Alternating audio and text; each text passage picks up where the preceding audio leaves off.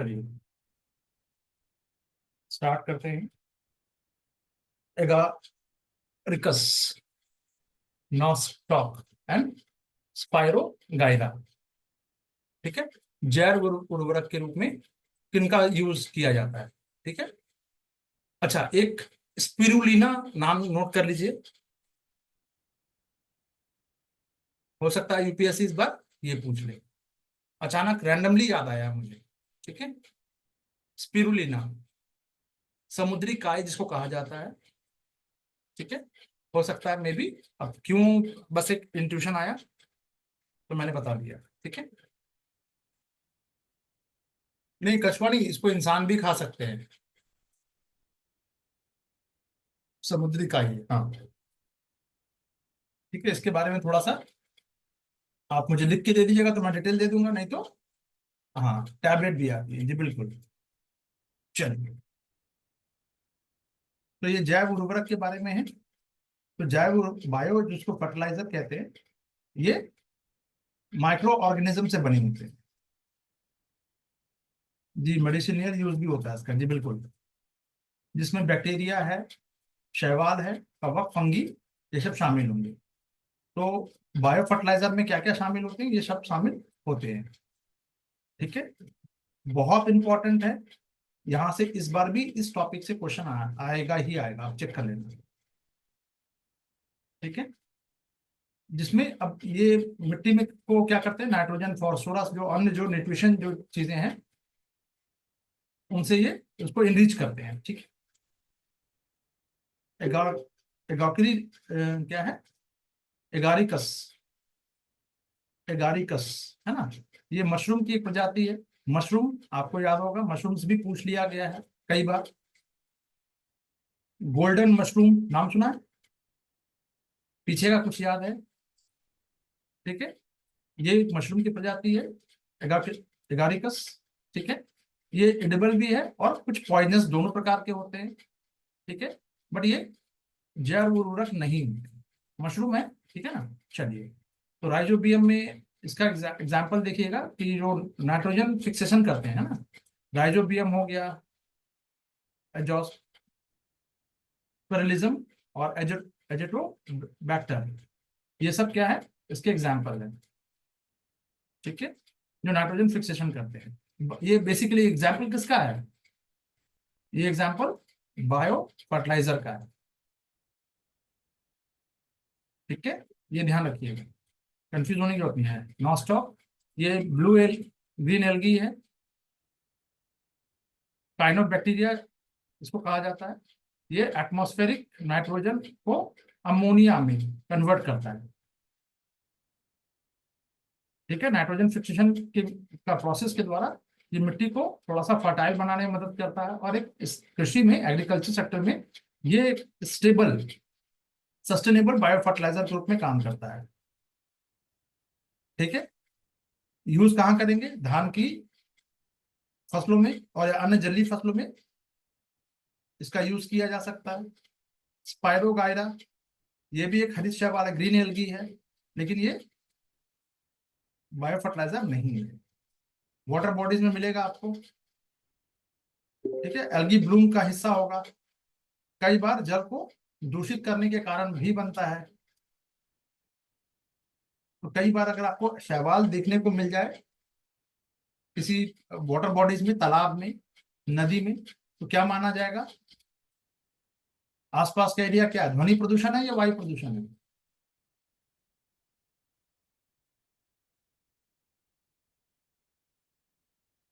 और इसी से संबंधित एक और है, अगर एल्गी ब्लूम होगा तो इन विट्रो क्या कहते हैं उसको,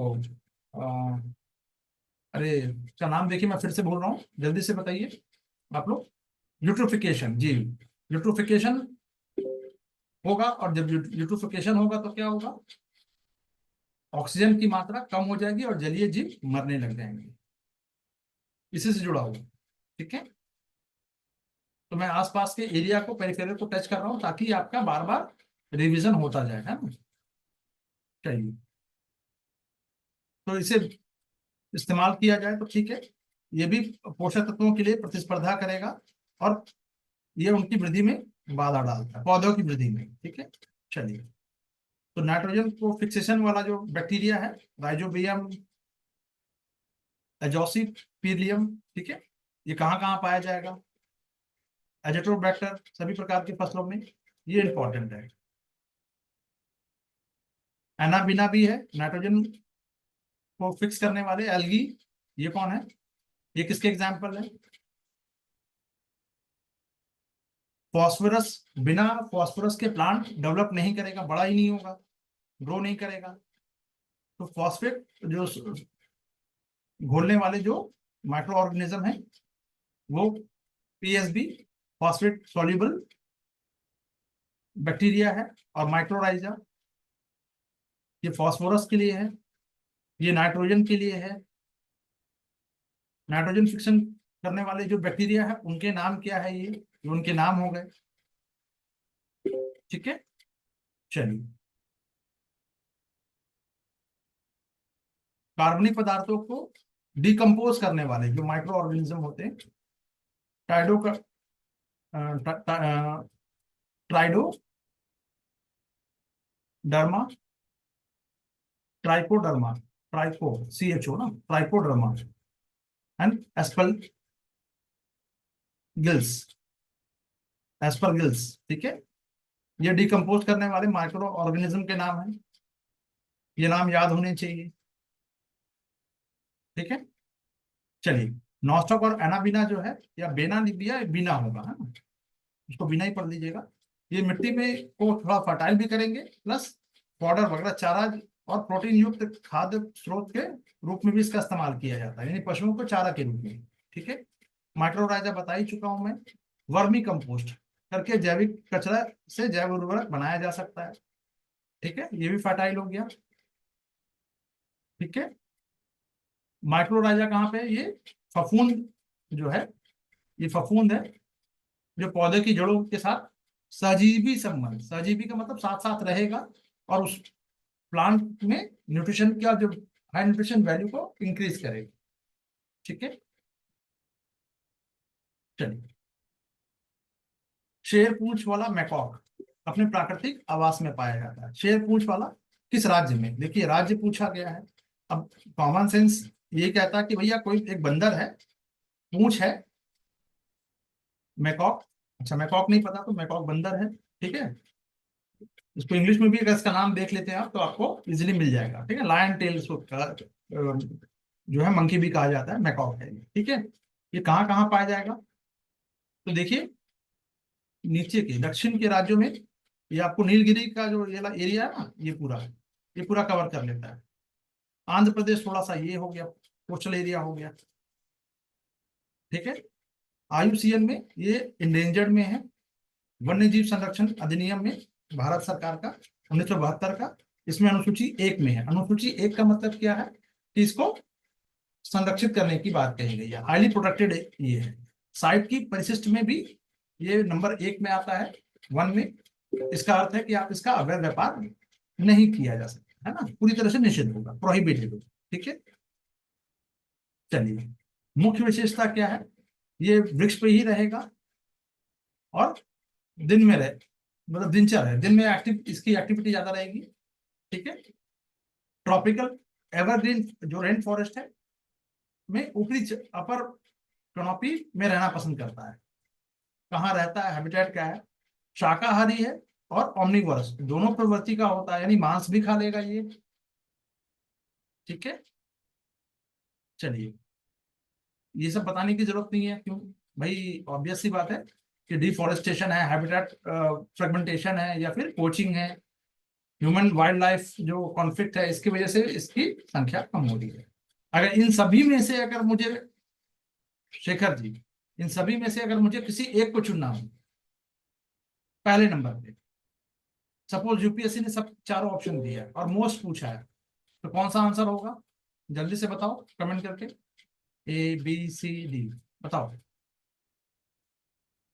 जल्दी से, कई बार बता चुका हूं भाई। Deforestation, very good.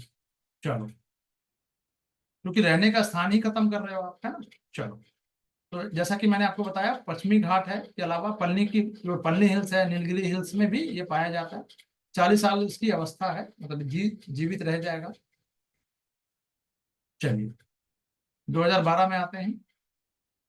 Millennium ecosystem assessment में इकोसिस्टम सेवाओं के लिए निम्नलिखित प्रमुख श्रेणियों का वर्णन किया गया है। प्रावधान, समर्थन, रेगुलेशन, है ना, संरक्षण और कल्चरल। कौन सा इसमें एक सहायक सेवा है? कौन सा एक सहायक सेवा का मतलब क्या हो गया? सब्सिडरी हो गया, सर्विस, है ना।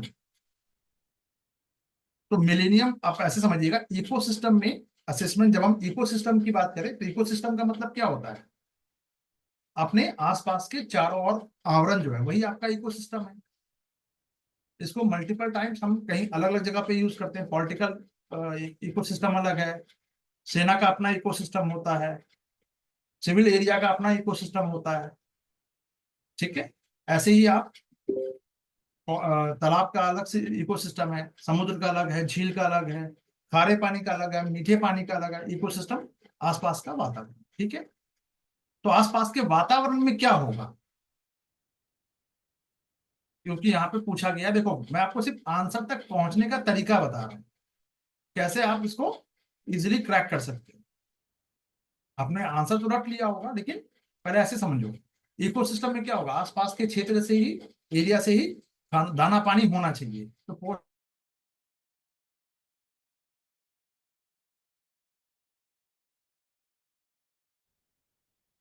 ये दिख रहा है, इससे थोड़ा सा मिलता जुलता ये भी है, लेकिन यहाँ पे भोजन के साथ साथ पानी का उत्पादन, तो पानी का उत्पादन तो नहीं होगा ना, पानी आप प्रोड्यूस नहीं कर सकते, है ना। तो ये इकोसिस्टम की बात हो रही है यहाँ पे। भोजन तो जरूरी नहीं है कि हम इकोसिस्टम पे डेफिनेटली हम डिपेंडेंट रहेंगे, बट यहाँ पूछा गया है कि जो प्रमुख श्रेणी है, जो इसमें लिखा गया है कि प्रावधान है, समर्थन है, रेगुलेट करना है, किसकी बात हो रही है? संरक्षण और सांस्कृतिक, कल्चरल भी।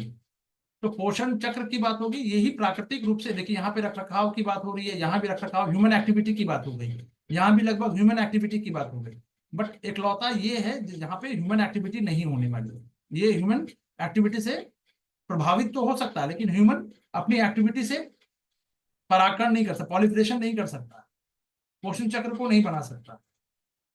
ये बात समझ में आ रही है? यूनिक है।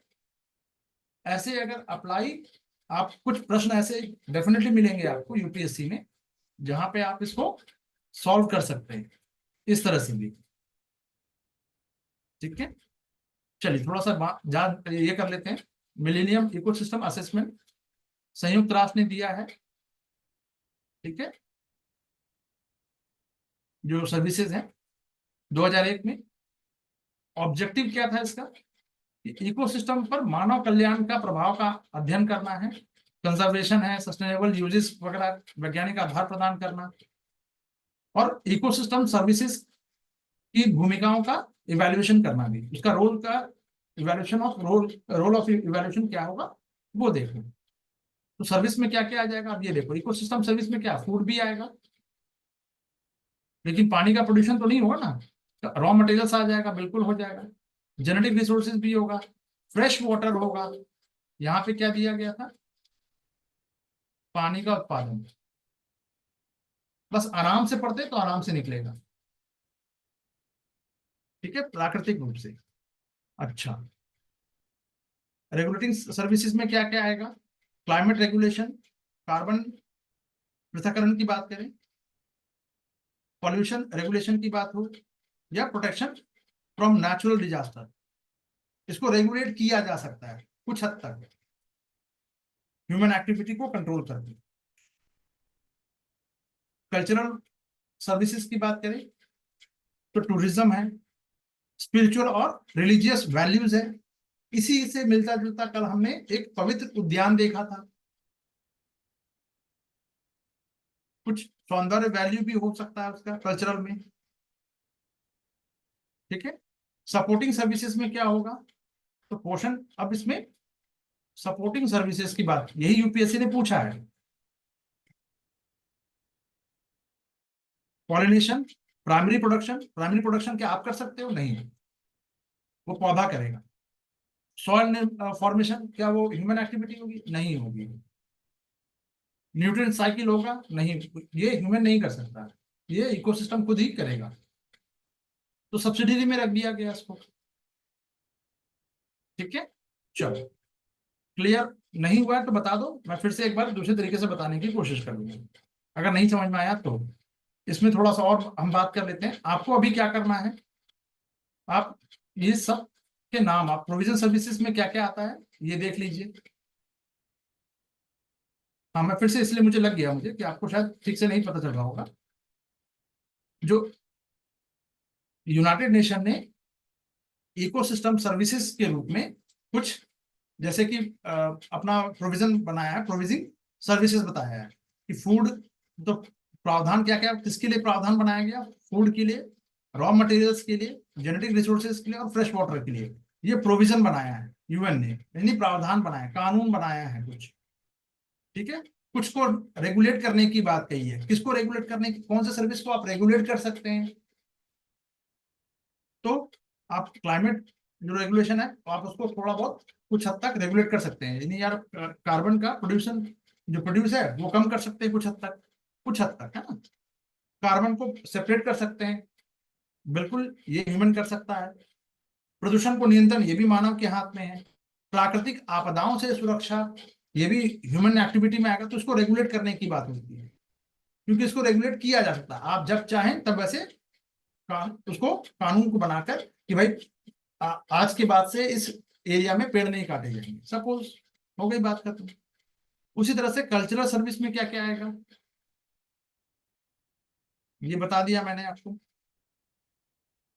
और सहायक यानी सपोर्टिंग सर्विस में, तो सपोर्टिंग का मतलब क्या हुआ? डायरेक्ट फॉर्म में नहीं, इनडायरेक्ट फॉर्म में। इसमें आप रूल रेगुलेशन कुछ नहीं बना सकते, ये सपोर्टिंग फैक्टर सबके साथ काम करेगा। तो ये आप, आपके हाथ में क्या है कि आप पर्यावरण को स्वच्छ रख सकते हैं, लेकिन न्यूट्रिशन जो साइकिल है वो खुद ही चलेगा, तो आप उसमें इंटरफेयर ना करें। मृदा का निर्माण वो आप नहीं कर सकते, लेकिन मिट्टी को, मृदा को नुकसान ना पहुंचाए।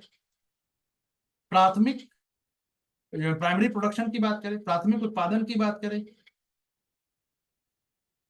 क्लियर है शशांक जी? चलिए,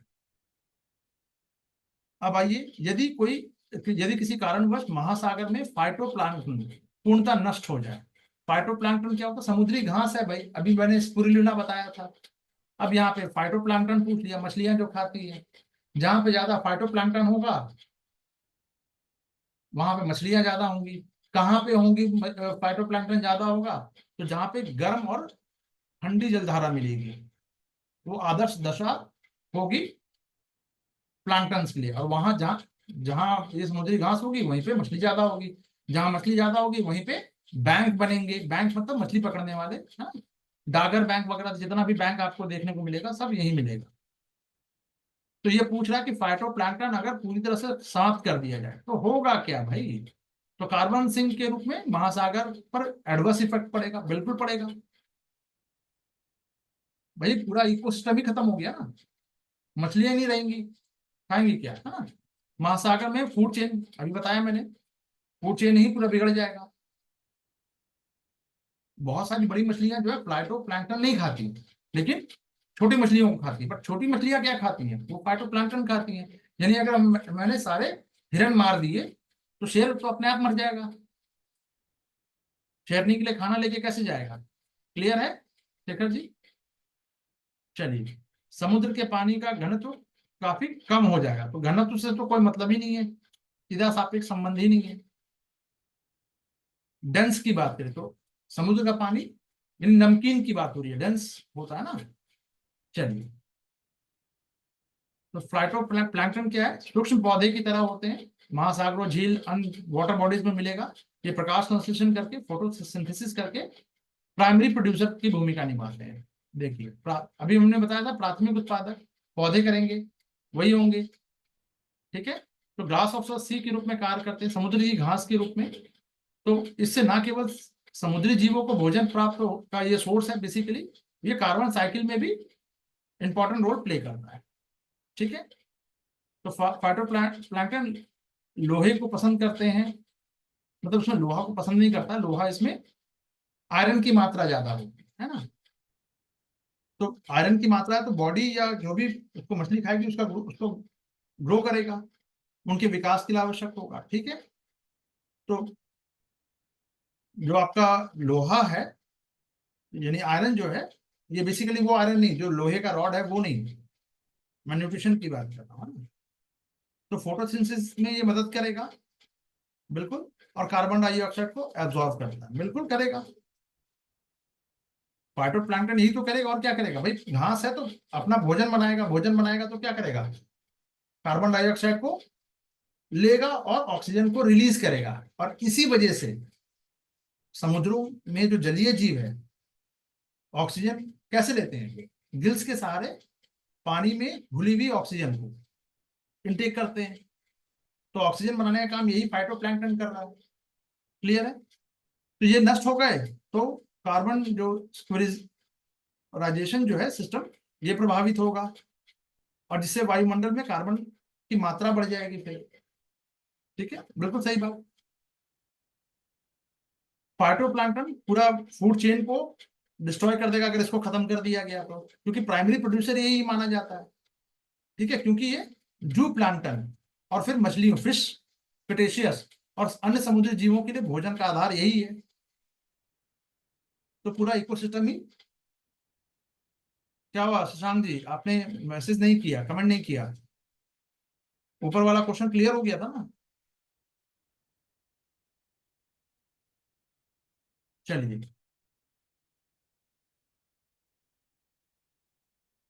नहीं हुआ, अभी भी नहीं हुआ, ठीक है। इसको, अच्छा मैं इसको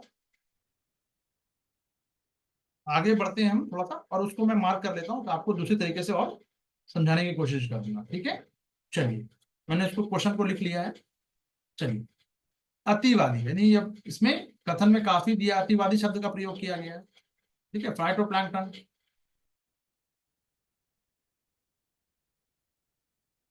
हाँ, मैंने बेसिस बताया ना कि ये प्रकृति खुद कर रही है, ऊपर वाले प्रश्न में। हाँ, बता दिया। ये अगर ये आपको ये नहीं समझ में नहीं आया कि ऑन विच बेसिस, तो बेसिस उसका है ये ह्यूमन के कंट्रोल में है। उसके लिए कोई अगर जेनेटिक रिसोर्सेज हैं उसको आप प्रिजर्व कर सकते हैं, उसके लिए प्रोविजन बनाया जा सकता है। इसमें ह्यूमन इंटरफेयर है, इसमें भी ह्यूमन इंटरफेयर है, इसमें भी ह्यूमन इंटरफेयर है, बट इसमें ह्यूमन इंटरफेयर नहीं है। तो क्वेश्चन ये पूछा गया था आपसे कि इस इकोसिस्टम सर्विस में प्रमुख श्रेणियों का जो वर्णन किया गया है, प्रावधान, समर्थन, रेगुलेशन, ठीक है, प्रिजर्वेशन और कल्चरल, तो इसमें से कौन सा सहायक तत्व, सब्सिडरी पूछा गया, यानी डायरेक्ट नहीं है, इनडायरेक्ट, मतलब बिना ह्यूमन इंटरफेयर नहीं होगा, ये पूछा गया है इसमें। सब्सिडरी, जैसे कहते हैं ना सब्सिडरी अलायंस, हिस्ट्री में पढ़ा था ना सब्सिडरी अलायंस, ऐसे समझते हैं इसको। उसका लॉर्ड वेल्जली वाला सब्सिडरी अलायंस। सब्सिडी अलायंस में क्या था, सब्सिडी का मतलब क्या है, जैसे आप लोग ग्रेजुएशन करते हैं तो एक ऑनर्स का पेपर होता है, चलिए मेरा हिस्ट्री ऑनर्स था, ठीक है, तो एक ऑनर्स का पेपर हुआ, लेकिन दो सहायक विषय होंगे सपोर्ट करने के लिए। तो क्या ये सब एक्टिविटी को ये सब एक्टिविटी को कौन सपोर्ट कर रहा है, सहायक सेवा है, सपोर्टिंग सर्विसेज है। क्लियर है? चलिए, पढ़ने का मजा तभी है जब समझते हुए पढ़ते हुए आगे चले। ठीक, चलिए। तो फाइटोप्लैंक्टन का अगर पूर्ण विनाश कर दिया जाए तो फूड चेन तो बर्बाद होगा ही होगा। वाटर का डेंसिटी से कोई लेना देना सापेक्ष ये नहीं है, क्योंकि पानी का घनत्व जो है वो टेम्परेचर पे, सैलिनिटी पे, उसके प्रेशर से प्रभावित होता है। ये एक नया लाइन है, इसको अच्छे से कर लीजिएगा। कल को क्वेश्चन बना ले, आपसे पूछ ले कि भाई कहीं पे ऐसा आपको देखने को मिलता है कि समुद्र में हर जगह पे आप एक हाइपोथेटिकल सिचुएशन आपको दे रहा हूं मैं। ज्योग्राफी का क्वेश्चन है, लेकिन यहाँ भी दे रहा हूँ, ये यहाँ भी हो सकता है पूछ ले इस तरह का क्वेश्चन। पुटअप हो सकता है, फ्रेम हो सकता है कि भाई वाटर की का जो डेंसिटी है ओशियन में, मैं ओशियन की बात कर रहा हूँ, ठीक है, वाटर का, ओशन वाटर का डेंस डेंस बढ़ने के पीछे कौन कौन से कारण है? टेम्परेचर है एक, फर्स्ट पॉइंट, सैलिनिटी है, लवणता, प्रेशर है, ठीक है, और चौथा एक हमने दे दिया कि इनमें से कोई नहीं। तो सभी होते हैं, ऊपर वाले तीन तीनों हैं। ऐसे क्वेश्चन इसी लाइन से एक फ्रेम हो सकता है, इसलिए इसको याद रखिएगा। डिकम्पोजिशन या यूट्रिफिकेशन अगर हो गया है बड़े पैमाने पर, तो ऑक्सीजन की कमी हो जाएगी, ये कई बार बता चुका हूं, ठीक है। जलीय जीव अभी मैंने ऊपर इसके रिगार्डिंग डिस्कस कर लिया था। चलिए, क्लियर है, कमेंट करते चलिए। राष्ट्रीय जैव विविधता प्राधिकरण, एनबीए, कई बार पूछा गया है एनबीए, है ना। भारतीय कृषि सुरक्षा में किस प्रकार सहायता करता है? ये एनबीए का, पहले तो आप इस अथॉरिटी का जो फंक्शन है, पहले आप फंक्शन अगर समझ रहे हैं। एक प्राधिकरण बना दिया गया, तो एक लॉ बनाया गया था, ये लॉ कब लाया गया था? जल्दी से कमेंट करके बताओ। राष्ट्रीय जैव विविधता जो लॉ बनाया गया है, रूल्स जो ये है, वो 2002 में बनाया गया है। कमेंट आ जाना चाहिए था अब तक। जी, गुलाब शर्मा। तो एनबीए जैव चोरी की जांच करता है और स्वदेशी और पारंपरिक अनुवांशिक संसाधनों की रक्षा करता है। भाई अथॉरिटी है तो ये काम तो करेगा ही, जांच वांच तो करेगा ही, ठीक है, कॉमन सेंस निकालो, ठीक है।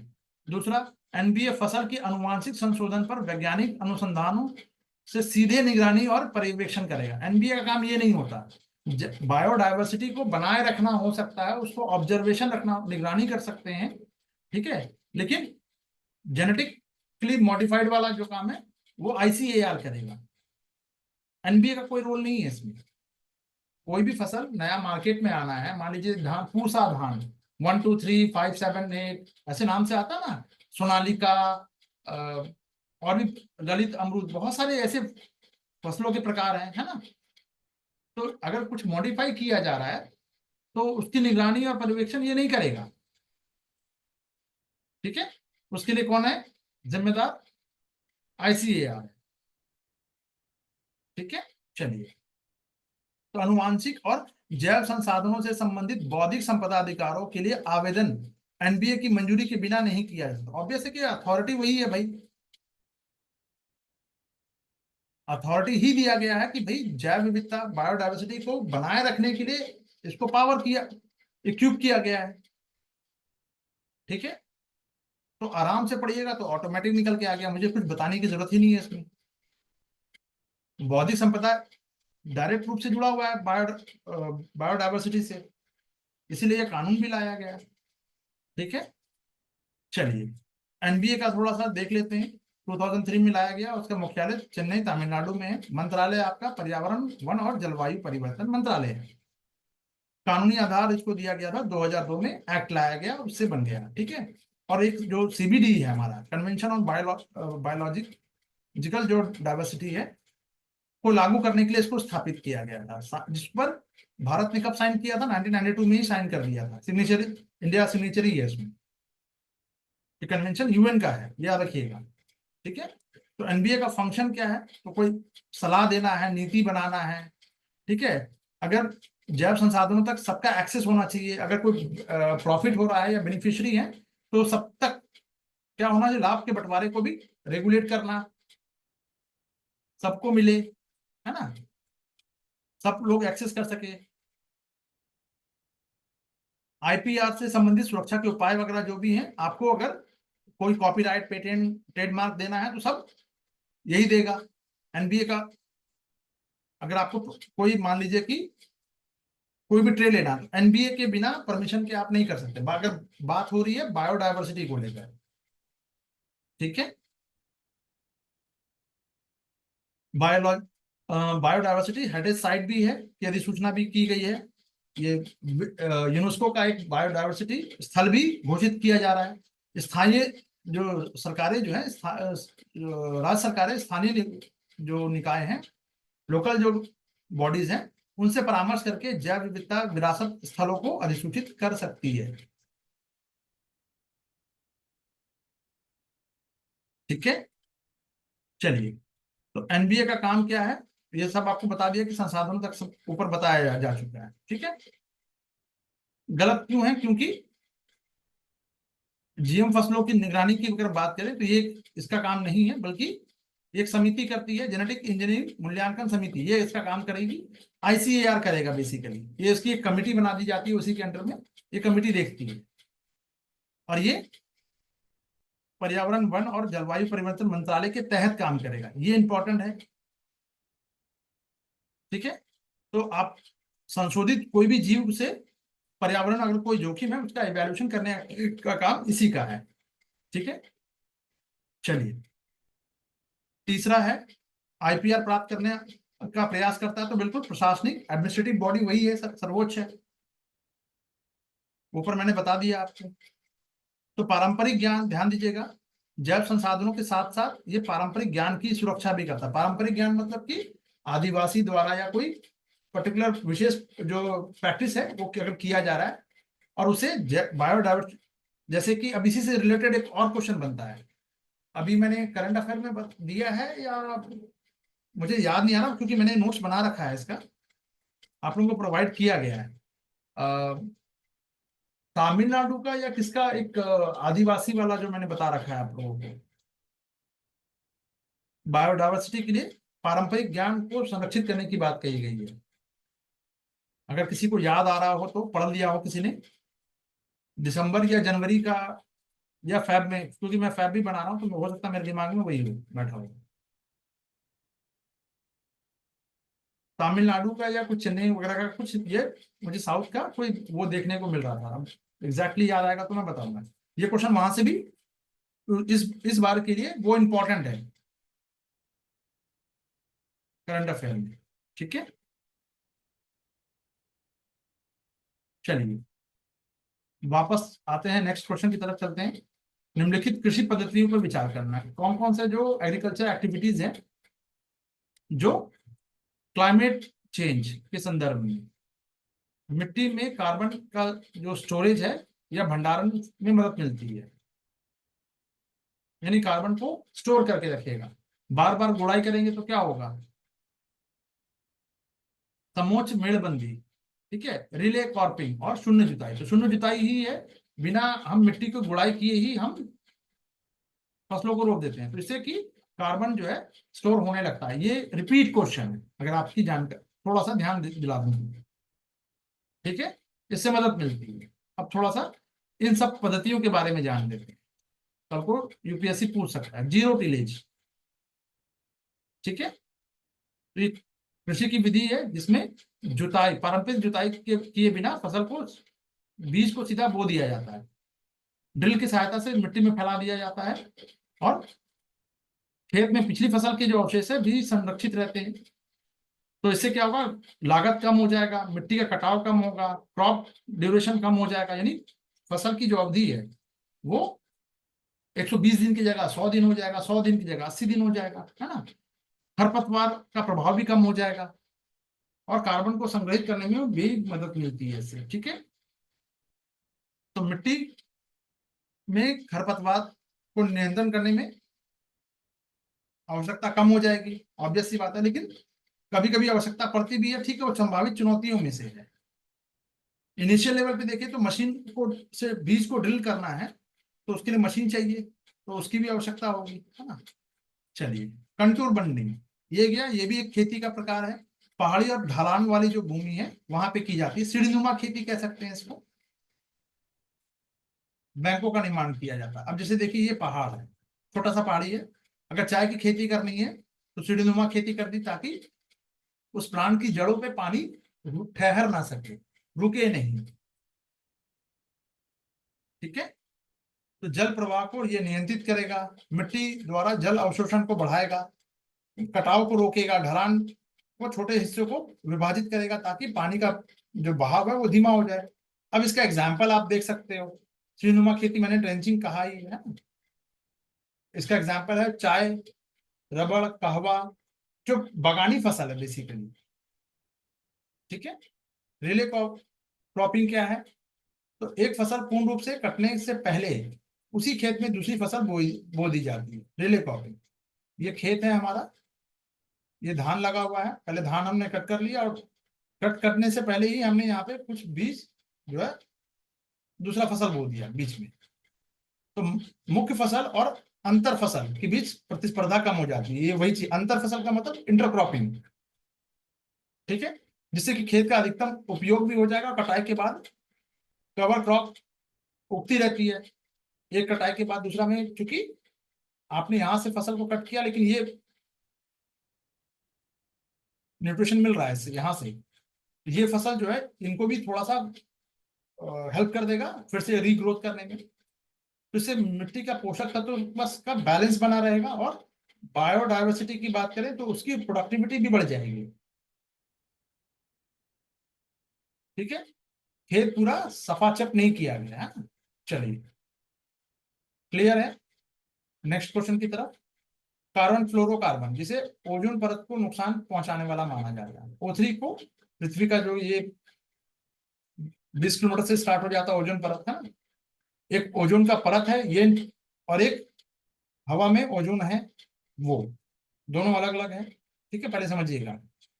CFC की बात हो रही है, कार्बन फ्लोरोकार्बन ओजोन परत को नुकसान क्यों पहुंचा देता है भाई? तो किन पदार्थों का उपयोग करने से फ्लोरोफ्लोरोकार्बन जो है जनरेट होता है? तो प्लास्टिक का फोम, ऑब्वियस सी बात है, प्लास्टिक का फोम है, फोम से होगा। ट्यूबलेस टायर के उत्पादन से नहीं, ये तो रबर हो गया ना। ट्यूबलेस टायर रबर के उत्पादन से तो नहीं होगा, प्लास्टिक के उत्पादन से होगा। ये नेचुरल है ना भैया, रबर। ठीक है। कुछ इलेक्ट्रॉनिक पदार्थ की सफाई करने से बिल्कुल आएगा। इलेक्ट्रॉनिक, जैसे आपको मैंने कई बार बताया है, ई कचरा जो है वो आपका ओजोन को सबसे ज्यादा नुकसान पहुंचा रहा है। ठीक है। एरोसॉल जो है, डिब्बाबंद जो दबावकारी एजेंट के रूप में, पेंट वगैरह जो हो गया है ना, वार्निश हो गया, लकड़ी में जो हम जो पॉलिश करते हैं वो सबसे ज्यादा नुकसान है। डिओड्रेंट है, परफ्यूम है ना, कॉस्मेटिक जितने भी आइटम है वो सब। क्लियर है। चलिए, क्योंकि यही एक है जो प्राकृतिक रूप से है, क्योंकि टायर किससे बनता है? रबर से बन रहा है। तो कॉमन सेंस भी लगा लीजिएगा तब भी निकल के आ जाता। पहले के क्वेश्चन में कॉमन सेंस काफी लग जाता था, है ना। चलिए, अच्छा, आप लोग जब इसको रिवाइज कीजिएगा तो 2011 से रिवाइज करना स्टार्ट कीजिएगा, उल्टा चलिएगा, 11 से 24 तक जाइएगा, 14 साल का पेपर हो गया। इससे फायदा क्या होगा? फायदा ये होगा कि आपका कॉन्फिडेंस डे बाय डे बढ़ेगा, इंक्रीज करेगा। कैसे? आने वाले, मान लीजिए कि आपने 2011 का पेपर जो है सॉल्व, इसको जो इंपॉर्टेंट मैंने बता दिया वैसे आपने इसको रिवीजन रिवाइज कर लिया। 12 में जाइएगा तो 12 वाले में देखिएगा कि बहुत सारे क्वेश्चन आपको आप गेस कर पा रहे हैं। फिर ये ऑटोमेटिक होगा, आपको करना पड़ेगा, मगर ये आपका काम है, सिर्फ क्लास करने से नहीं होगा, है ना। चलिए, ओजोन क्षयकारी यानी ओजोन डिप्लेक्शन जो सब्सटेंस है, ODS, एक रासायनिक यौगिक है जो ओजोन लेयर को नुकसान पहुंचाएगा। क्लोरीन, इसमें क्या क्या होगा? क्लोरीन होगा, ब्रोमीन युक्त गैसें होगी। ठीक है। तो CFC है, HCFCF है, कार्बन टेट्राक्लोराइड है, मिथाइल क्लोरोफॉर्म है, हेलोजन है, मिथाइल ब्रोमाइड है। देखिए सब में ब्रोमीन लगा हुआ है, और आपका क्लोरोफ्लोरोकार्बन तो है ही। ठीक है। तो क्लोरोफ्लोरोकार्बन के बारे में थोड़ा सा डिटेल में जान लेते हैं। ओजोन के लिए नुकसानदायक है। ठीक है। एरोसॉल का दबाव कम करने के लिए किया जाता है। कई बार इसका जो यूज कहाँ कहाँ होगा? प्लास्टिक का फोम बनाने में, इलेक्ट्रॉनिक में, सब में होता है ना। तो ये नॉन टॉक्सिक होगा, नॉन फ्लेमेबल होगा, जलेगा नहीं, जहरीला भी नहीं होगा। लेकिन ये क्या करता है? ये कार्बन, क्लोरीन और फ्लोरीन के परमाणु इसमें होंगे, और ये जाकर क्या करेगा? बेसिकली दूसरे गैसेस के साथ मर्ज करके एक नया चीज बना रहा है, यानी जो ओजोन को नुकसान के लिए नुकसानदायक है। ठीक है। तो इसका यूज कहाँ कहाँ होता है सीएफसी गैसेस का? ये रेफ्रिजरेशन में होगा, सॉल्वेंट की बात करें, इंसुलेशन फोम की बात करें, थर्मल इंसुलेशन में, थर्मल का मतलब, इंसुलेशन का मतलब जहां पे हम कूड़ा जलाते हैं, एरोप्रोनोदक यानी कि जो हम स्प्रे वगैरह कर रहे हैं जो, ठीक है। कमर्शियल यूजर्स में और इंडस्ट्रियल में भी यहाँ पे। अच्छा, एक चीज और आप देखिएगा, अभी थर्मोकोल के अलावा एक और केमिकल आया है जिसको जिससे को स्प्रे करने से वो फोम की तरह बन जाता है, एयर टाइट, उसका इस्तेमाल हो रहा है। वो भी बहुत, ये चाइना से आया है और ये भी बहुत हानिकारक है।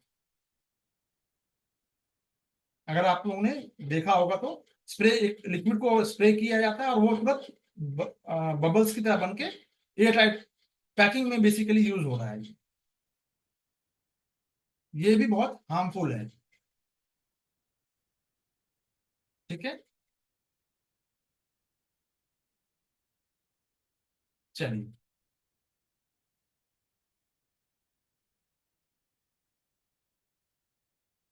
तो ओजोन क्षेत्र में अब होल होगा तो क्या होगा?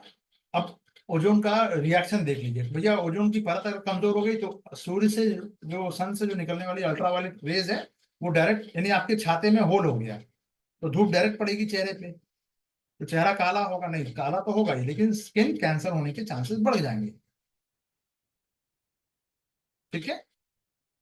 चलिए, तो इसके लिए मॉन्ट्रियल जो प्रोटोकॉल है 1987 में, सीएफसी और ओडीएस को धीरे धीरे क्रमबद्ध चरणबद्ध रूप से खत्म करने पर का प्रयास किया जा रहा है, ठीक है। मेरे नोट्स में जाके देख लीजिएगा, इंडिया ने किस पे, अब इंडिया में वो उसका प्रोडक्शन होता ही नहीं है। एक केमिकल और भी है, वो मेरे नोट्स में मिल जाएगा आपको। मैं उसका नाम बोल रहा हूँ, ठीक है, क्योंकि मैं रिवीजन करके नहीं बैठ रहा हूँ, जो पूर्व ज्ञान है उसी के हिसाब से आपको बता रहा हूँ। तो प्लीज काइंडली आप लोग जाके देख लीजिएगा।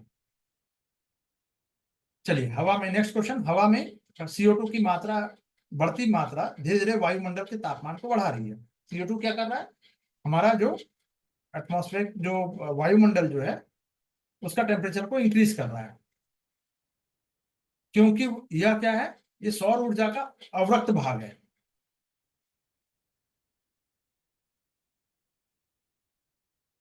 ठीक है। तो अवरक्त किरणें जो है, ये कहाँ कहाँ और मिलेगी? आपके रिमोट कंट्रोल में मिलेगी, टीवी के रिमोट में भी अवरक्त किरणें मिलती है। हालांकि किरण की बात हो रही है, ये अवरक्त भाग है, ये दो अलग अलग चीजें हैं, लेकिन मैं आपको सिर्फ कोरिलेट करके बता रहा हूँ। तो ग्लोबल वार्मिंग की बात करें तो ये धीरे धीरे टेम्परेचर बढ़ रहा है, CO2 की वजह से बढ़ रहा है।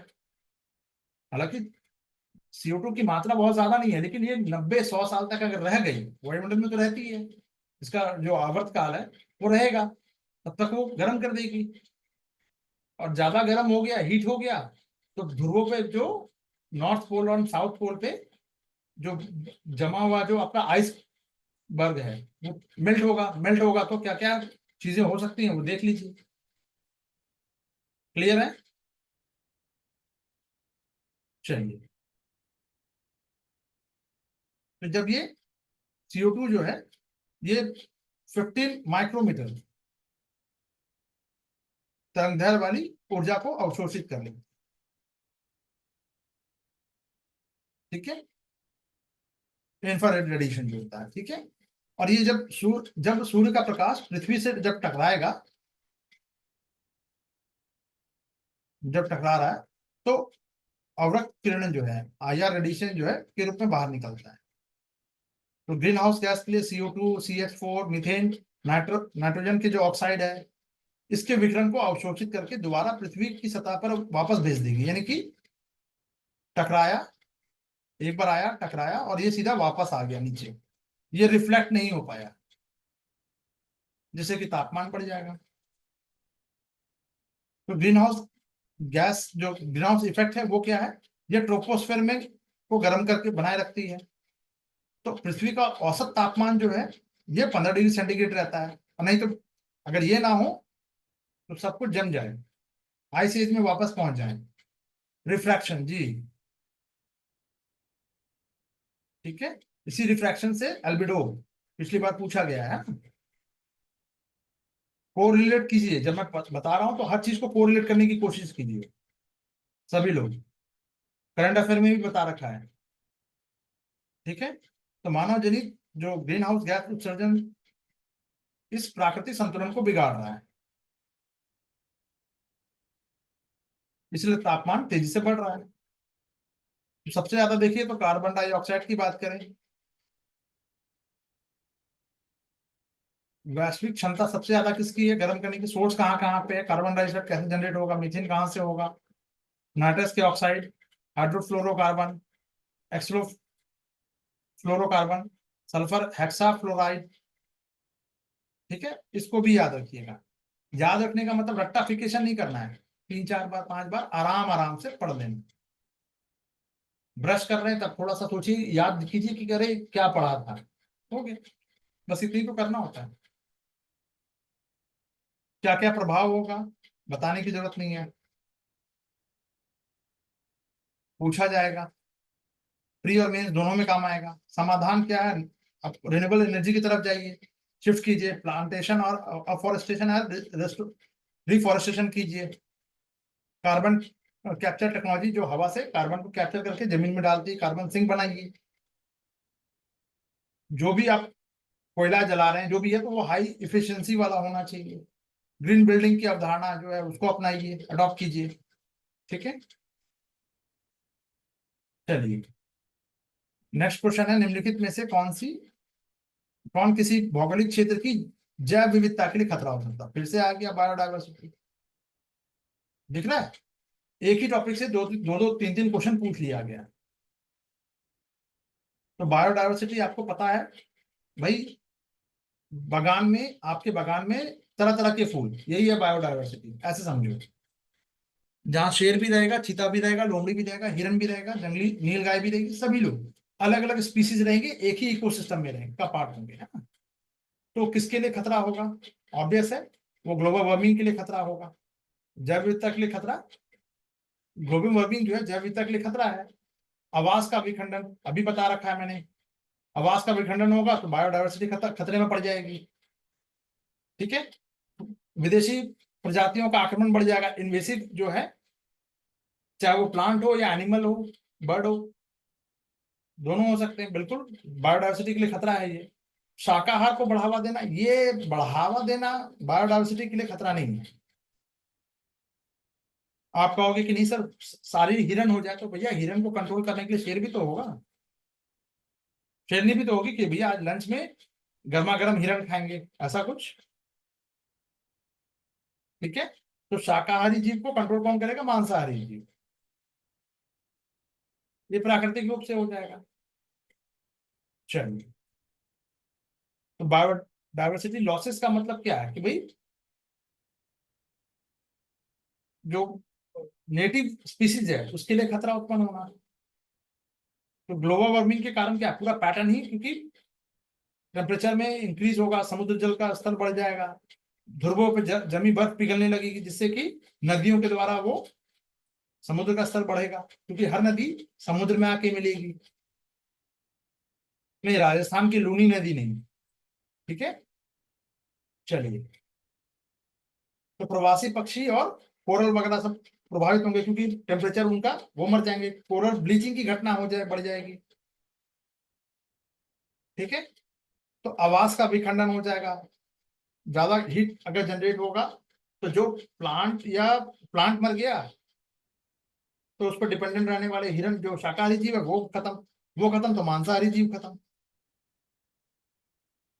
ठीक है, तो इकोसिस्टम, बड़े जो इकोसिस्टम है छोटे छोटे टुकड़ों में विभाजित रहते हैं, और जीवों के लिए अनुकूल वातावरण, ये जो अनुकूल वातावरण समाप्त हो जाता है। ठीक है, तो प्रवास फिर मजबूरी में क्या करना होगा अब? शेर आपके घर में आएगा और आप कहोगे कि शेर मेरे घर में आ गया, नहीं आप शेर के घर में आएंगे, है ना? चलिए, इन्वेसिव जो एलियन स्पीसीज की बात करें, माइग्रेशन, जी बिल्कुल। ठीक है, लैंटाना, ये नाम याद रखिएगा। हाइसिंथ एंड नीलगिरी, ये सब स्पीसीज जो हैं, ये प्लांट के हैं जो, ये अपने अलावा किसी को उगने नहीं देंगे। ठीक है, इसके नाम याद रखिएगा। जैसे कि अगर हम यूकेलिप्टस को लगा देते हैं, ठीक है, तो क्या होगा, सोच के देखो।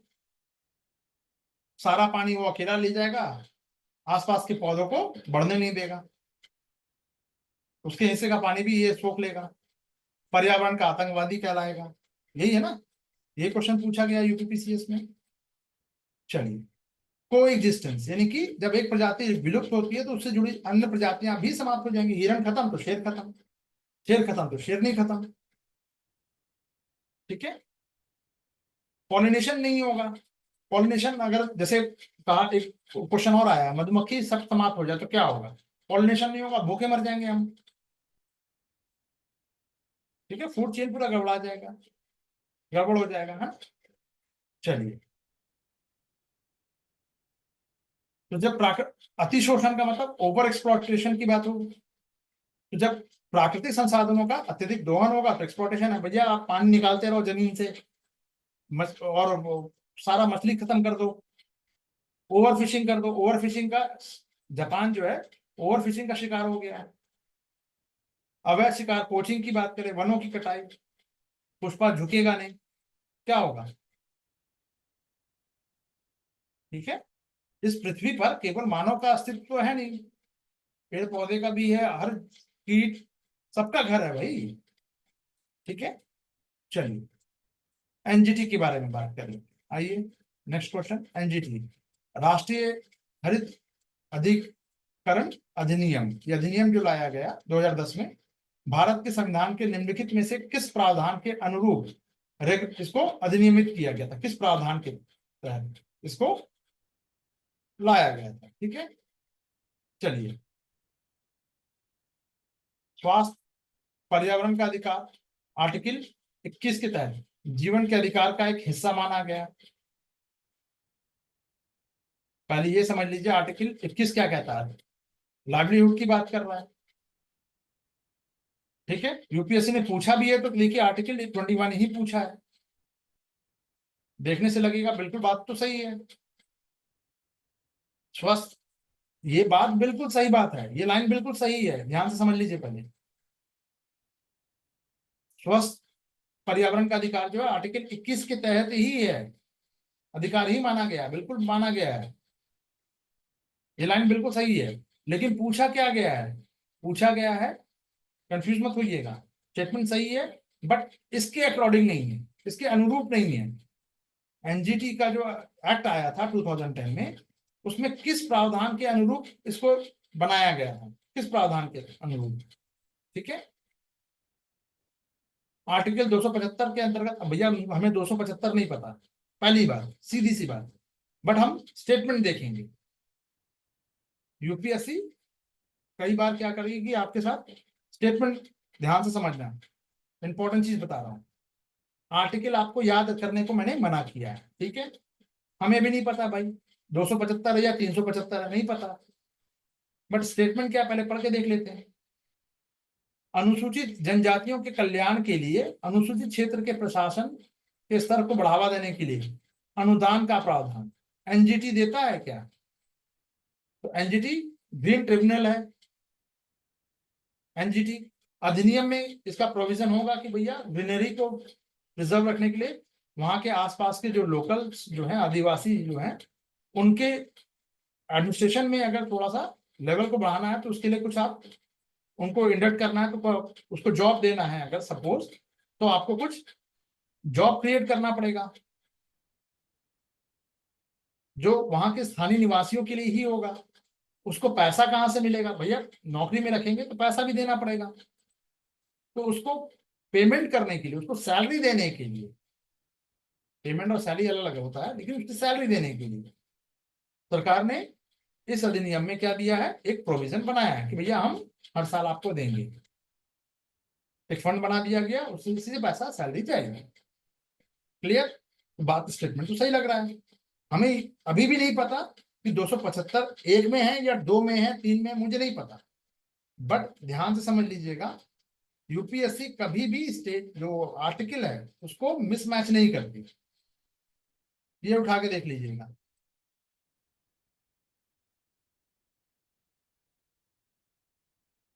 क्या कह रहे हैं, एक्सप्लेनेशन में ए दिया है, ए दिया है, कहाँ ए दिया है,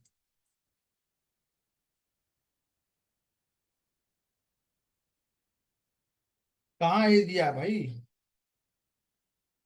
यहाँ पे कहाँ ए है।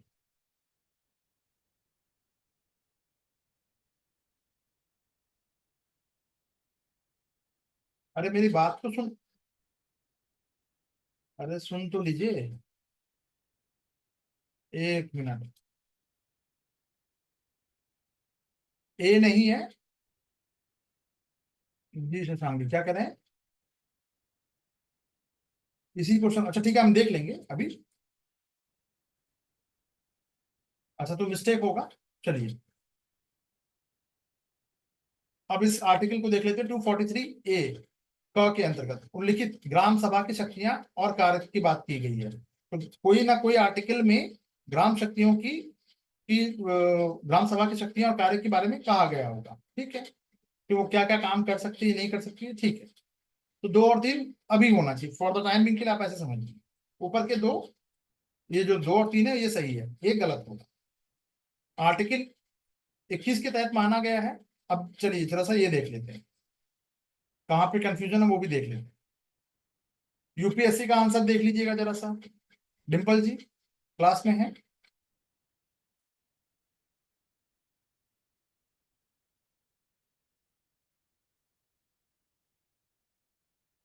डिम्पल जी,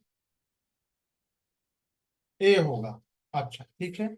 यहाँ बी क्यों दिया हुआ है फिर, अच्छा ठीक है चलिए, यूपीएससी ने अगर ए दिया है हम इसको ए कर लेते हैं अभी, इसके अकॉर्डिंग है कि नहीं ये जान लेते हैं। तो मैंने अभी आपको पहले जैसे कहा कि ये तो लाइन तो आपकी पॉलिटी वाली जो लाइन है ये तो सही है, इसके अकॉर्डिंग है कि नहीं है, यानी बात इस अधिनियम की हो रही है। और ये 2010 में ये सवाल, ये जो क्वेश्चन आया है ये ध्यान दीजिएगा, 2011 में पूछा गया है, 10 में ये आया है, बिल्कुल करंट वाला क्वेश्चन था ये, ठीक है। एनजीटी, ऐसे भी ध्यान रखिएगा एनजीटी के बारे में आपको जानना चाहिए, ठीक है। चलिए अब ए की बात हो रही है, यानी ओनली वन, तो टू और थ्री गलत हो गया, ठीक है। टू और थ्री क्यों गलत है भाई, अभी तो मैंने आपको बताया कि यूपीएससी ये आर्टिकल के साथ छेड़छाड़ नहीं करता है। चलिए देख लेते हैं क्यों, ऐसा क्या है इसमें गलत क्यों है। पहले एनजीटी के बारे में थोड़ा सा जान लेते हैं, इसको ए कर लीजिएगा भाई, यूपीएससी ने ए आंसर दिया, ठीक है। हाँ, पर्यावरण से जुड़े मामले जो है उसके लिए तेजी लाना, इफेक्टिव जो समाधान है वो प्रदान करना है, पर्यावरण संबंधी मुकदमों का बोझ कम करना होगा, ठीक है, ये ट्रिब्यूनल में ही सॉल्व हो जाएगा। तो ये एनजीटी ही है जो दीपावली में पटाखे नहीं जलाने हैं, प्रदूषण का स्तर क्या होना चाहिए, एनजीटी इंटरफेयर करता है, रेगुलेशन को सबको मानना सबके लिए है, ठीक है। तो ये कुशल और त्वरित न्याय प्रक्रिया का प्रदान करना, बिल्कुल बात सही है। सिविल मामलों का अधिकार रखेगा ये, सिविल का मतलब कि ये खुद से दंड नहीं देगा, ध्यान रखिएगा, ठीक है। कानूनी पर्यावरण अधिकारों को लागू करने, पर्यावरण क्षति के लिए राहत और मुआवजा देने का काम करेगा, प्राकृतिक न्याय के सिद्धांतों पर कार्य करेगा, सिविल कोर्ट के आदेश की तरह ही इसके आदेश भी लागू किए जाएंगे। आप ऐसा नहीं है कि एनजीटी ने कह दिया है तो आप नहीं मानोगे, मानना बाध्य है, ठीक है। चलिए संरचना की बात करें तो इसका जो प्रधान बेंच जो है, प्रिंसिपल बेंच, ये दिल्ली में है, और इसके चार अन्य रीजनल जो बेंच है वो अलग अलग है, पुणे, भोपाल, चेन्नई और कोलकाता में भी है, ठीक है। सर्किट बेंच वगैरह की भी व्यवस्था है। इसमें एनजीटी के अध्यक्ष कौन होंगे, सेवानिवृत्त न्यायाधीश होंगे, रिटायर्ड जज होंगे, कहाँ के, सुप्रीम कोर्ट के, हाई कोर्ट के भी नहीं। ये तो हो गया एनजीटी जिसके बारे में हमको जानना है। अब ये पॉलिटी वाली बात, जैसे कि मैंने आपको ऊपर ही कहा था कि ये सही है, बट एनजीटी के में ये है कि नहीं है, तो यूपीएससी ने आंसर दिया है भाई है, तो है। ठीक है, चलिए। अब एनजीटी का इससे कोई संबंध नहीं है, लेकिन आप एक बार क्रॉस चेक कर लीजिएगा, फिर से सुन लीजिए, मैं अपनी बात से पीछे नहीं हट रहा हूं, रिकॉर्डिंग में भी सुन लीजिएगा। मैंने अभी अभी आपसे कहा था कि यूपीएससी कभी भी छेड़छाड़ इसके साथ नहीं करता। एक बार आप लोग थोड़ा गूगल करके या जैसे भी करके आप लोग उसको देख लीजिएगा। 243A में क्या ये दिया गया है कि नहीं, बिल्कुल स्टेटमेंट ठीक है। 275 में ये भी स्टेटमेंट ठीक होगा, ये मैं अनुमान लगा रहा हूं। आप चेक कर लीजिए, एक बार क्रॉस चेक कर लीजिए, आपको समझ में आ जाएगा कि मैं क्या कहने की कोशिश कर रहा हूं। बट एनजीटी के उस अधिनियम के अकॉर्डिंग नहीं है, ये स्टेटमेंट तीनों सही है। अब यहाँ पे एनजीटी की जगह पे अब आपके लिए इंपॉर्टेंट क्या हो जाता है, फॉरेस्ट राइट एक्ट। इसमें जो संशोधन किया गया है वो आपके लिए इंपॉर्टेंट होगा। देख लिया आपने?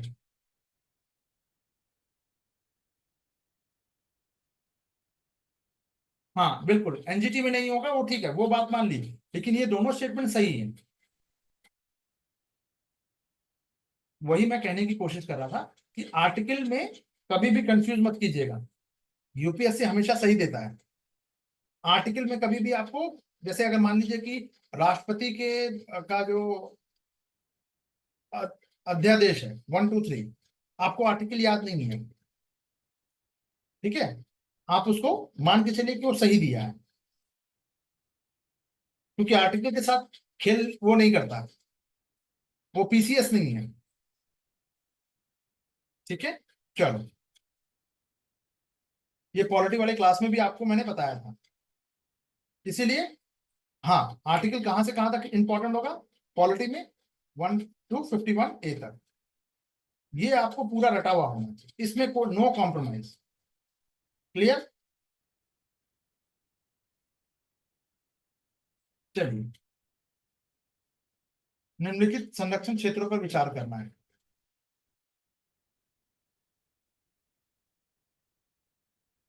बाघ अभ्यारण्य घोषित किया गया है, बांदीपुर, भितरकनिका, मानस और सुंदरबन। जल्दी जल्दी कमेंट करके पहले बताइए तो, ये बांदीपुर कहाँ पे है, कर्नाटका में है या उड़ीसा में? कर्नाटका में, ठीक है। भितरकनिका उड़ीसा में, ठीक है। OR, हाँ ठीक है, वेरी गुड। मानस, ये राइनोसोरस वाला, असम। सुंदरबन पश्चिम बंगाल, ठीक है, ये बेसिक चीज। अब मानस की बात करें तो टाइगर रिजर्व भी है, राइनोसोरस के लिए भी है। अच्छा, इसमें से सबसे ज्यादा हाथी कहाँ पाया जाता है, कोई बता सकता है?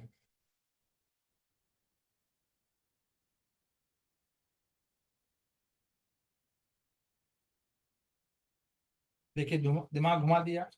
Bandipur, very good, very good. क्यों हाथी बांदीपुर में क्यों पाया जाता है? नहीं पाया जाता, ठीक है, हाथी वहां ज्यादा क्यों है, कोई अभ्यारण्य वगैरह है कुछ? जी, वेरी गुड, चलो, दिमाग लगाना स्टार्ट कर दिया, वेरी गुड, चलो। तो 1 3 and 4 है, ये 1 3 and 4 है, ठीक है। भितरकनिका उड़ीसा वाला, गहीर माथा इंपॉर्टेंट है, वो सब आप देख सकते हैं, कौन कौन सा कहाँ पे है, उसका बफर जोन कौन सा है, क्या है, ये पूरा रखना पड़ेगा। टाइगर रिजर्व कम से कम इतना ही रख लो, है तो और भी ज्यादा, 54 55 समथिंग कुछ है ना, 53 54। अब कितना पढ़ोगे, 58 हो गया, देखिए, तो 58 नंबर तो यूपीएससी पूछेगा नहीं, 58 टाइगर रिजर्व हो गया, 58 हो गया। 1973 में स्टार्ट किया गया है। अब कौन कौन सा कहाँ है ये सब बताने की जरूरत नहीं है, अब आपको पढ़ना है, रटना है, ये रटा हुआ होना चाहिए, पीसीएस में काम आ जाएगा। ठीक है, यूपीएससी के लिए सभी इंपॉर्टेंट है, बट ठीक है, थोड़ा बहुत आप देख सकते हैं, जैसे कि सतकोशिया कहाँ है, ये देख सकते हैं थोड़ा सा। मुकुंदरा हिल्स वाला देख सकते हैं, थोड़ा सा लेटेस्ट में था। तमिलनाडु देख सकते हैं थोड़ा सा, ठीक है।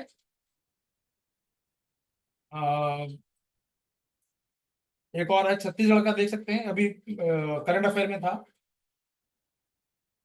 बाकी सब तो आपको पता ही है।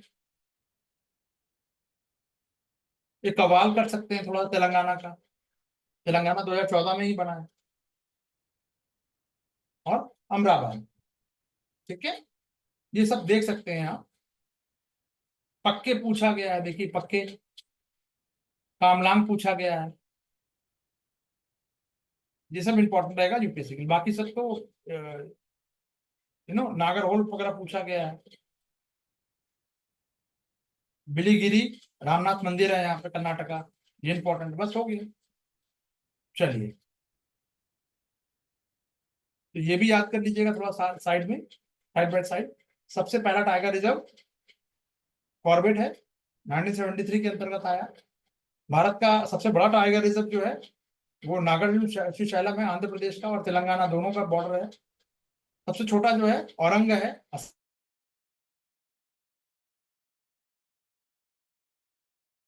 मोट पिंगला, छत्तीसगढ़ वाला लेटेस्ट यही है शायद, आई थिंक। देख लीजिएगा, मेरे हिसाब से यही होना चाहिए। ठीक है, गुरु घासीदास वाला, ठीक है जी।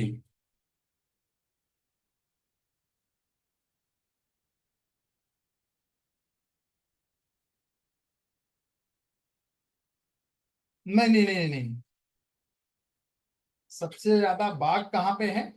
एमपी में। लेकिन बाघों का जो एरिया है वो सबसे बड़ा कहाँ है? वो नागार्जुन सागर फिर सैलम। क्लियर है, कंफ्यूज मत होइएगा। नहीं नहीं नहीं नहीं नहीं नहीं, क्वेश्चन आप समझ नहीं रहे हैं। यहाँ पूछा गया है टाइगर एरिया वाइज पूछा जा रहा है, संख्या वाइज तो एमपी ही होगा।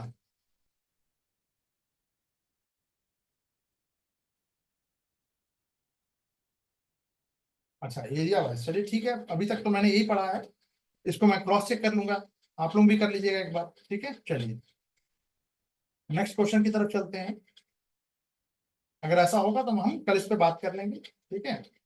चलिए, भारत में संरक्षित क्षेत्र के निम्नलिखित श्रेणियों में से किसमें स्थानीय लोगों को बायोमास एकत्रित करने, भाई सूखी लकड़ी है, एकत्रित करने, ध्यान दीजिएगा, एकत्रित करने की बात हो रही है, काटने की बात नहीं हो रही है, और उसका उपयोग करने की अनुमति वो भी नहीं है। कौन से एरिया में नहीं है? ऑब्वियस है यार, राष्ट्रीय उद्यान में बिल्कुल नहीं होगा। नो ह्यूमन एक्टिविटी, ये क्वेश्चन रिपीट था। बायोस्फीयर में होता है, ठीक है। चलिए,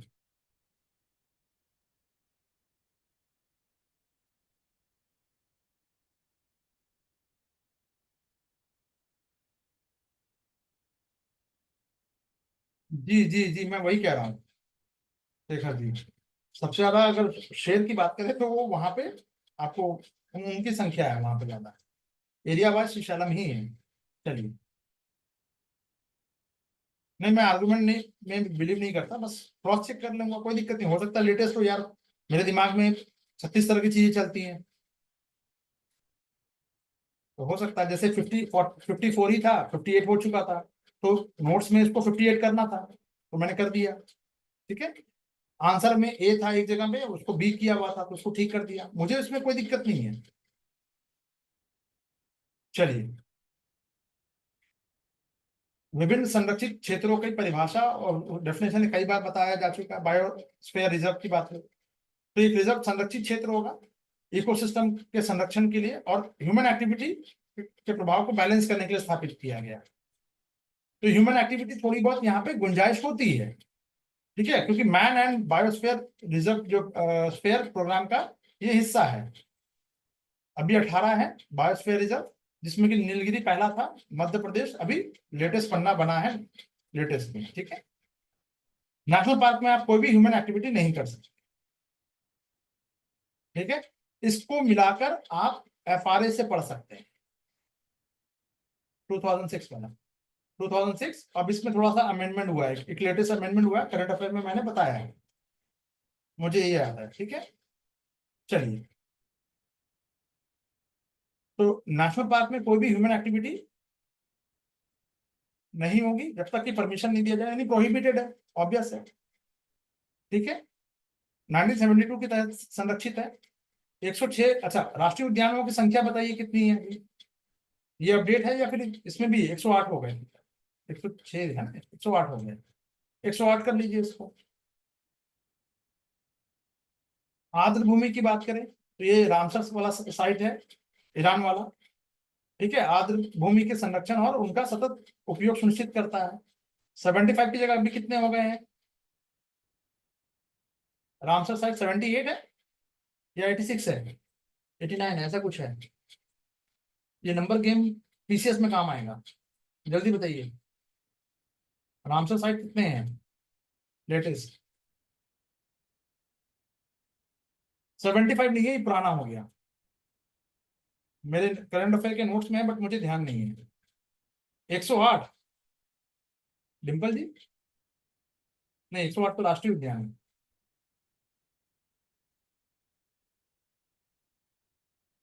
एक बार देख लीजिएगा कितनी इसकी संख्या है, पीसीएस वगैरह में इंपॉर्टेंट रहेगा, यूपीएससी में नहीं है, ठीक है। 85 है, 85 कर लीजिए भाई। कहाँ कहाँ इंपॉर्टेंट जो रामसर साइट है वो भी करवा दिया गया है आपको। चलिए,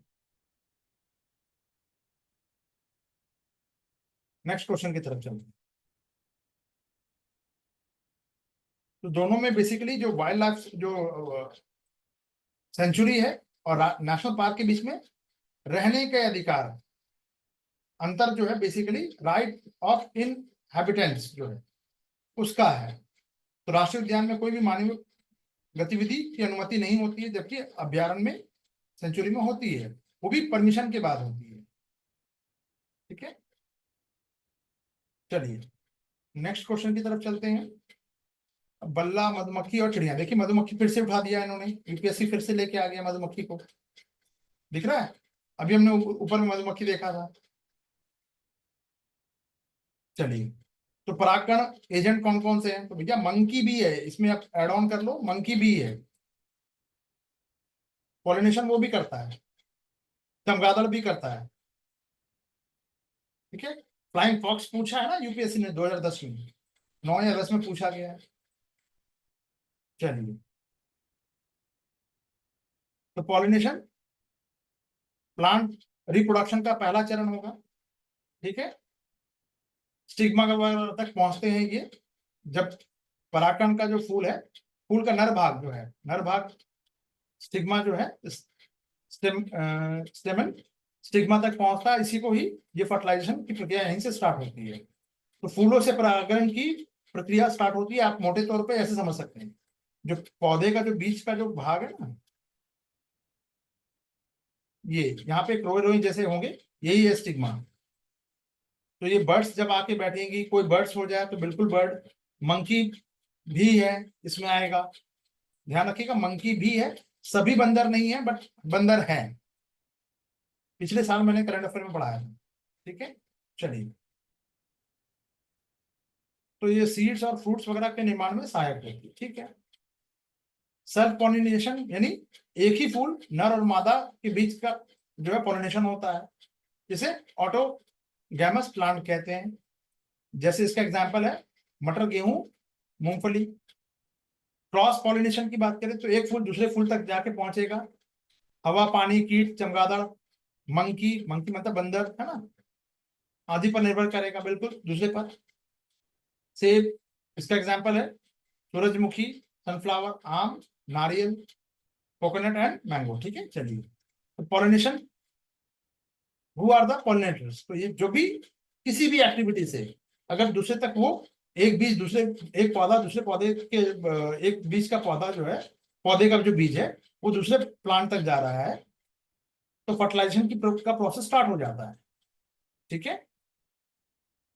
तो इसमें बहुत कितने कितने लोग कर रहे हैं, तो इसमें देखिए बंकी भी आ गया, रोडेंट्स भी आ गया, लीमर भी आ गया, गिलहरी भी है, मधुमक्खी, तितली, पतंगे, मक्खी, मक्खियां, ततैया, बीट बी लीव्स, कशेरुकी यानी जिसके वो रीढ़ की हड्डी नहीं होती है ना, चमगादड़ वगैरह, ये रात में परागण करते हैं, केला, मैंग्रोव और कैक्टस में। ठीक है,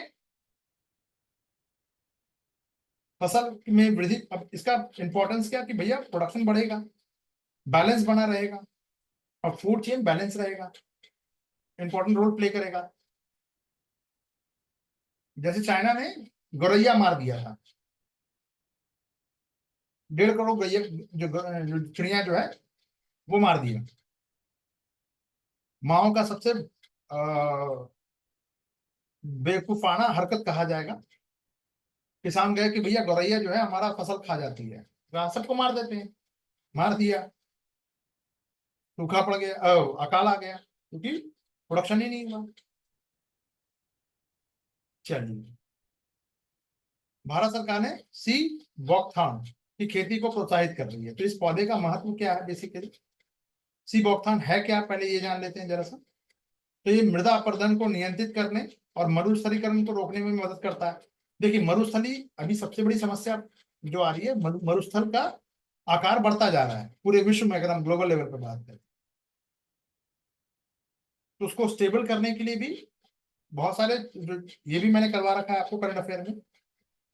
ठीक है, तो ये मिट्टी को का जो अपरदन है, उसको कटाव जो है उसको कंट्रोल करने और मरुस्थल को रोकने में, उसके प्रसार को रोकने में मदद करता है, बिल्कुल करता है।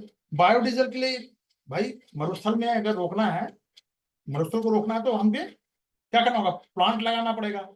तो उससे हम खेती तो कर नहीं सकते, तो बायोडीजल के लिए समृद्ध सोर्स है। ऐसा होगा कि नहीं होगा, नहीं होगा। ठीक है,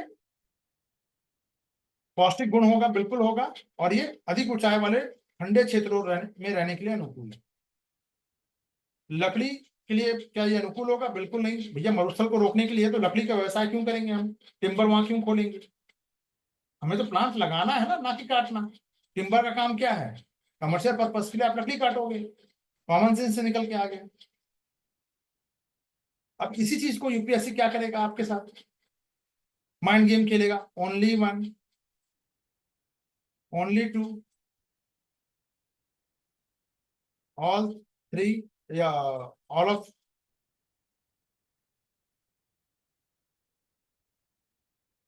अबव, या फिर ओनली थ्री। कौन कौन से सही है, यानी कोई दो सही है, कोई एक सही है, कोई दो सही है, कोई तीन सही है, कोई एक सही है। अब करो। और कुछ नहीं किया यूपीएससी ने, बच्चों ने खूब हंगामा काटा कि भैया ये देखो बहुत दिक्कत हो रही है। कोई दिक्कत नहीं है, ठीक है, बस एक्यूरेसी का मैटर आ जाता है। ये बात समझ में आई सभी को, कल भी बताया था। चलिए, सी बॉकथॉर्न के बारे में बात कर लें तो ये कांटेदार झाड़ी होगी। ठीक है, नारंगी और पीले रंग का खाद बेर पैदा करती है, ठंडे और शुष्क क्षेत्र दोनों में पाया जाएगा। सॉइल बंडिंग और मिट्टी जो इरोजन जो है कंट्रोल करने के लिए महत्वपूर्ण है। तो ये लद्दाख जैसे जहाँ ठंडी, मरुस्थल का भी दो प्रकार है, एक गर्म और दूसरा शीत। तो शीत वाले में ठंडे रेगिस्तान में ये शुष्क स्थानों पे उगती है। हिमाचल हो गया, लाहौल स्पीति, ये किन्नौर हिमाचल के डिस्ट्रिक्ट्स हैं। इसमें इसको शर्मा के नाम से जाना जाता है। तो ये हिमालय क्षेत्र की ट्री लाइन के ऊपर होता है ये वृक्ष लाइन। वृक्ष लाइन क्या होता है भाई, जैसे जैसे हम ऊपर जाएंगे हिमालय की तरफ, ऊंचाई की तरफ बढ़ेंगे, जल्दी से बताइए, पेड़ का आकार लंबा होगा या छोटा होगा, जैसे जैसे हम हाइट पे जाते हैं लंबा होगा। वेरी गुड, इंक्रीज करेगा। चलिए, ज्योग्राफी वाला जो पार्ट है, एनसीईआरटी जो मैंने आप लोगों को शेयर किया है, उसको अच्छे से पढ़ लीजिएगा। ठीक है, अभी कम समय में बस आप यही कर सकते हैं, बेस्ट जो कर सकते हैं, टॉलर एंड हाइट, बिल्कुल। ठीक है, तो मिट्टी बांधने वाला पौधा है, मिट्टी के कटाव को रोकेगा। रूट सिस्टम से ये क्या करेगा, सॉइल इरोजन को कंट्रोल करता है, इसका रूट जो है जमीन के नीचे फैल जाता है, तो ये मिट्टी को बांध के रखता है, ऑब्वियस सी बात है। वेजिटेशन कंजर्वेशन में मदद करेगा, ठीक है। चारा ईंधन के लिए तो बिल्कुल नहीं है, ठीक है, क्योंकि झाड़ी है भाई, है ना। इसका यूज वगैरह हो जाएगा, जैम जूस, औषधि पौधे और न्यूट्रिशन जो कैप्सूल है उसके लिए हो जाएगा इसका यूज, ठीक है। व्यावसायिक महत्व भी है, लेकिन बहुत मास लेवल पे, ठीक है। इसका किया जा सकता है, फैक्ट्री में विटामिन सी, ई, ओमेगा फैटी एसिड भी भरपूर होगा। व्यावसायिक महत्व का नहीं होगा। थोड़ा सा तीसरा नंबर देख लेते, तीसरा नंबर क्या था भाई, पौष्टिक गुण होते हैं, बिल्कुल ठीक है। न्यूट्रिशन वगैरह है, ठीक है। कॉनिकल शेप होता है जहां पे बर्फबारी होती है ना। चलिए, ताकि पत्तों का भार जो है, बर्फ पड़ती है तो भार से पत्ते टूटे नहीं, तो कॉनिकल शेप की वजह से फिर बर्फ नीचे गिर जाएगी, है ना। चलिए, टाइगर, चलिए, तो ये हो गया हमारा, ठीक है। चलिए, नेक्स्ट क्वेश्चन की तरफ चलते हैं। पशु समूह लुप्त प्राय प्रजातियों की श्रेणी में। लुप्त का मतलब अब दिख नहीं रहा भाई, तो क्या चीता हो सकता है? बिल्कुल हो सकता है, चीता तो बाहर से लाया गया, ऑस्ट्रेलिया नामीबिया से लाया गया, ठीक है। चलिए, तो कौन कौन सा, ग्रेट इंडियन बस्टर्ड है, मस्क डियर है, लाल पांडा है, एशियाई जंगली गधा है। इन सब के बारे में आप थोड़ा डिटेल जान लीजिएगा, और भी जितने भी जो यूपीएससी ने दे दिया है इनके बारे में आप थोड़ा सा, अगर बहुत एक्सट्रीम जाके पढ़ना है तो जो यूपीएससी ने बना के दिया है आपको ये ऑप्शन में, उसका डिटेलिंग कहीं ना कहीं मैंने ये सब करवा रखा है। मेरे नोट्स में तो ये सारा का सारा है, इनके बारे में थोड़ा सा विशेष रूप से आप पढ़ सकते हैं, जो इन्वायरमेंट का जो नोट्स है मेरा, ठीक है। अभी के लिए इसको देख लेते हैं, यहाँ पे कुछ कुछ जो चीजें हैं, ग्रेट इंडेंजर्ड स्पीसीज में कौन कौन सा है, प्रजातियां क्या क्या है, देखिए रिपीट लाइन है ये, ठीक है। तो राजस्थान का ये राज्य पक्षी है, घोड़ावन कहा जाता है इसको ना। अन्य जगह पे भी मिल जाएगा, गुजरात वगैरह में भी, महाराष्ट्र, कर्नाटक, आंध्र प्रदेश की में भी छोटी आबादी मिलेगी। घास भूमि यानी ग्रासलैंड इकोलॉजी के स्वास्थ्य का ये, यानी कि भाई वहां पे घास वास है, ठीक है।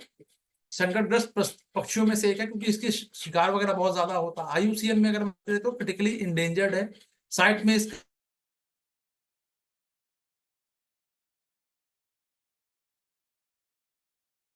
प्रजातियों का जो कन्वेंशन है सीएमएस, ये भी बता रखा है मैंने डिटेल में, इसके परिशिष्ट वन में है, यानी आप इसका शिकार नहीं कर सकते। वन्य जीव संरक्षण अधिनियम 1972 के तहत संरक्षित है ये, 1972 का अनुसूची शेड्यूल अपेंडिक्स 1 में, ठीक है। चलिए, मस्क डियर की बात कर लेते हैं। मस्क डियर कहाँ कहाँ मिलेगा? ठंडे प्रदेशों में मिलेगा, नॉर्थ वाला पूरा एरिया जो है, हिमाचल, सिक्किम, अरुणाचल प्रदेश है ना, जम्मू कश्मीर, उत्तराखंड। चलिए, इसमें इसकी जो मस्क डियर जो ग्लैंड जो होता है, बेसिकली कस्तूरी ग्रंथि, इत्र और दवाइयां बनती है ना, इसी मृग का शिकार करने के लिए भगवान राम जो है निकले थे कि भैया कस्तूरी मृग कहाँ है, खुशबू, चलो पकड़ते हैं, है ना। अवैध शिकार के कारण इसकी संख्या में गिरावट है, ठीक है। आईयूसीएन में इंडेंजर्ड है। स्टेटस क्या क्या है? वन्य जीव संरक्षण में भारत सरकार ने दे रखा है भैया कि आप इसका शिकार वगैरह नहीं करेंगे, ठीक है। लाल पांडा की बात करें, सिक्किम का लाल राज्य पशु है ये, ठीक है। असम, उत्तरी अरुणाचल प्रदेश तक में मिल जाता है। आवास की हानि, वनों की कटाई वगैरह हो रही है, पोचिंग हो रहा है इसकी वजह से, ठीक है। 1972 के तहत ये भी संरक्षित है, इंडेंजर्ड कैटेगरी में आता है। एशियाई जंगली गधा की बात कर ले तो ये गुड़खुर गुजराती भाषा में इसको कहा जाता है, गुजरात का कच्छ क्षेत्र में है। गुजरात से एक खराई ऊंट पूछा गया है, ध्यान रखिएगा, और एक ये कच्छ से फिर एक और पूछ लिया गया। अफगानिस्तान, पाकिस्तान, जहां भी एरिया जो ईरान वगैरह जहां पे आपको शुष्कता ज्यादा मिलेगी वहां पे मिल जाएगा ये, ठीक है। ऐसे भी फिल्मों में देखते होंगे कि आप अफगानिस्तान में पशु भारवाहक पशु कौन है? गधा ही है, पाकिस्तान में बकायदा इसको स्लॉटर किया जाता है, इसको खाया जाता है। हो सकता है भारत के भी कुछ हिस्सों में इसको खाया जाता हो, आई डोंट नो। चलिए, ठीक है।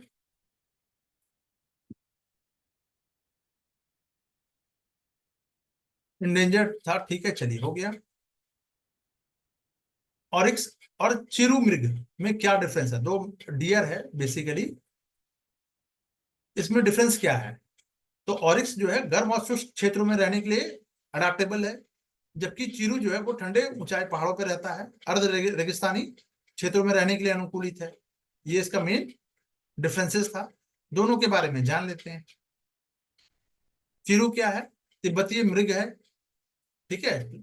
ऑब्वियस सी बात है कि ये तिब्बत का पठार जो है, जो विश्व का सबसे ऊंचा पठार माना जाता है, यहाँ पे पाया जाएगा, ऊंचाई पे पाया जाएगा। खुला अल्पाइन और ठंडे कोल्ड स्टेपिस वातावरण में निवास करेगा। तिब्बत में तो ठंडी ही होगी ना भाई। चलिए, चिरू आईयूसीएन में नियर थ्रेटेंड है, भारत सरकार ने इसको संरक्षित घोषित कर रखा है। शहतूत, इसका अवैध शिकार वगैरह किया जाता था, कीमती शॉल बनाई जाती थी। शहतूत ऊन, वूल जो है चिरू के बाल से बनाया जाता है ना, तो बहुत ही हल्की और बहुत नरम होती है। इसे प्राप्त करने के लिए मारना ही पड़ेगा, इसीलिए इसको, इसकी संख्या में गिरावट आ गई। कोचिंग की बात करें, ऑरिक्स की बात करें, तो ये चार मृग बड़ी प्रजातियों के मतलब ये है, बड़ी मृग प्रजातियां हैं शामिल है इसमें, जिसे ऑरिक्स कहा जाता है। ये रेगिस्तानी, डेजर्ट और एरिड में शुष्क परिस्थितियों में रहना पसंद करती है। बिना पानी के लंबे समय तक ये भी जीवित रहेगी। ऊंट के अलावा ये भी है, क्योंकि जानवर ही वैसा है ना। आईयूसीएन की बात करें तो ये लुप्त प्राय इंडेंजर्ड है। इसको बाद में हटाकर इंडेंजर से वल्नरेबल कर दिया गया था, ठीक है, 2011 में। अभी भी भारत सरकार ने इसको संरक्षित कैटेगरी में ही डाल रखा है, ठीक है। 45 डिग्री टेम्परेचर तक ये सहन कर लेगा, बताइए। बिना पानी के कई दिन तक और बिना अपने भोजन में नमी प्राप्त करता है, ये ऊंट की तरह ही काम करता है, तो इसको भी याद रखिएगा, ऑरिक्स, ठीक है।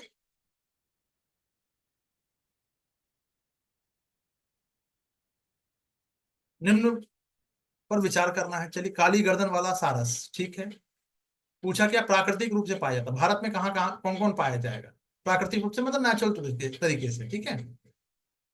तो काली गर्दन वाला सारस बिल्कुल पाया जाता है। चीता, मैंने आपको पहले ही बताया कि चीता तो अब है नहीं, नामीबिया से लाया गया था। उड़ने वाली गिलहरी, ये तो आपको मार्केट में ही मिल जाएगा, ठीक है। तो ये भी हो गया।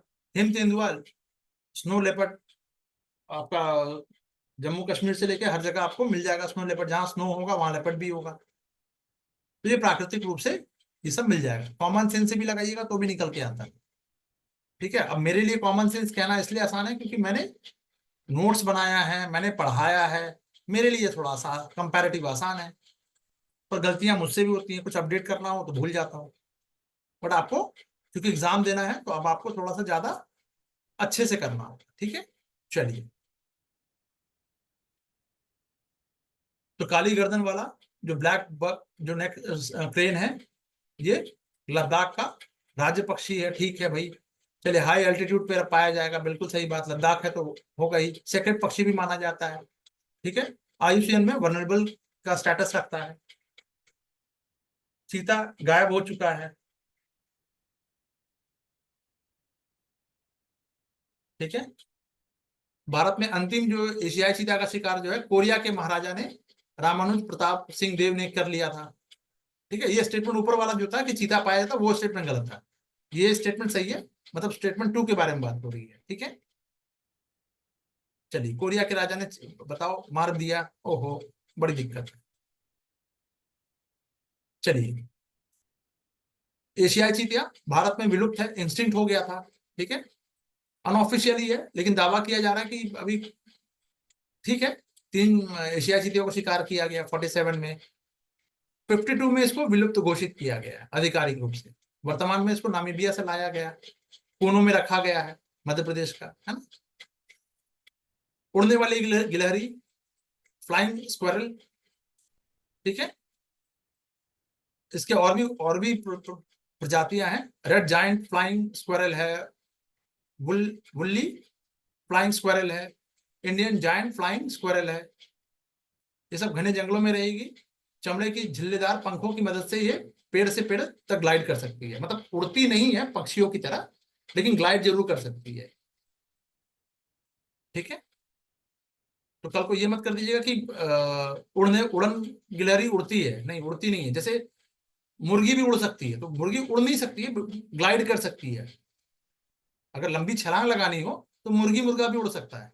आप ऐसे समझ सकते हैं उसको, वो ग्लाइड करना कहेंगे, उसको उड़ना नहीं कहेंगे। ठीक है, चलिए।